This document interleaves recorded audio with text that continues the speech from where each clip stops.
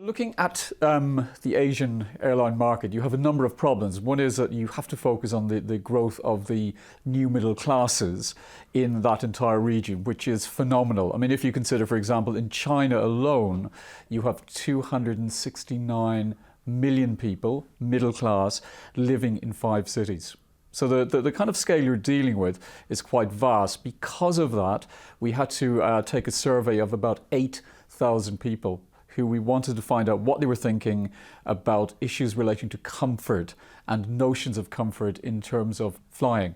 With that, we also interviewed quite a lot of experts in terms of people looking at the ergonomics of flying, people looking at the cabin design, people looking at the psychology of what they would call intercultural behavior. The reason we need to focus more on the Asian market is quite a simple one. It's got the fastest growing middle class group globally.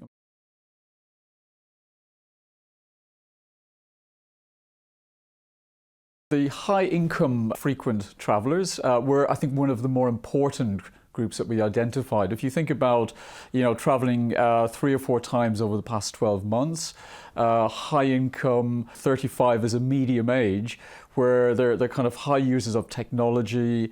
What we found is that they were increasingly concerned about qualities of service. Comfort was about productivity. Productivity was strangely about sleeping. Why? Actually, they were thinking about what they needed to do at the point of arrival.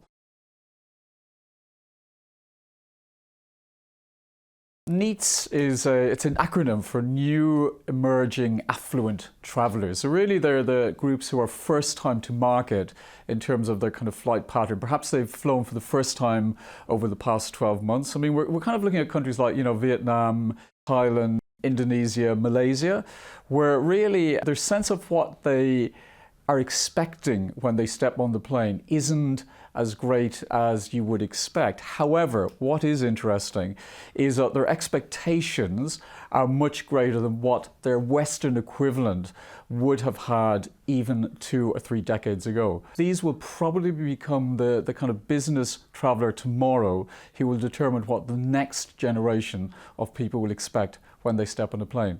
And really what the report was trying to look at is, if these people are travelling, what are the things that are influencing their travel choices most? And one of the key things in the report, of course, was the notion of comfort.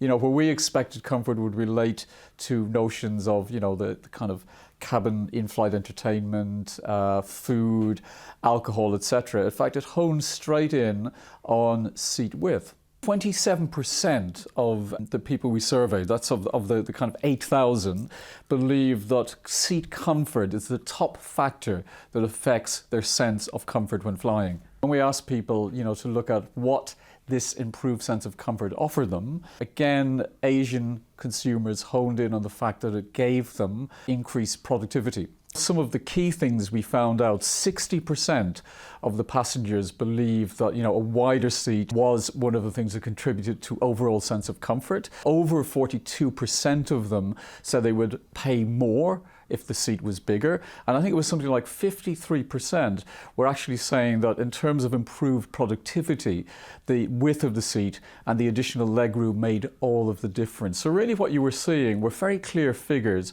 pointing to one clear thing. The bigger the room in the seat, the greater the width, the greater the sense of comfort among those passengers.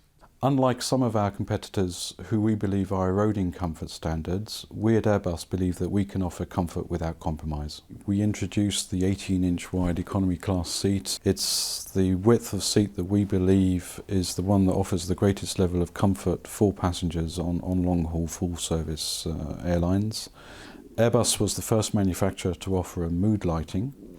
This is a type of lighting that changes. We can offer the airlines the ability to change the spectrum of lights throughout the cabin. Airlines need to catch up with this increased demand for comfort on behalf of kind of Asian travellers. Because if they don't, in the future, they're going to be missing out on one of the fastest growing airline passenger groups in the history of aviation.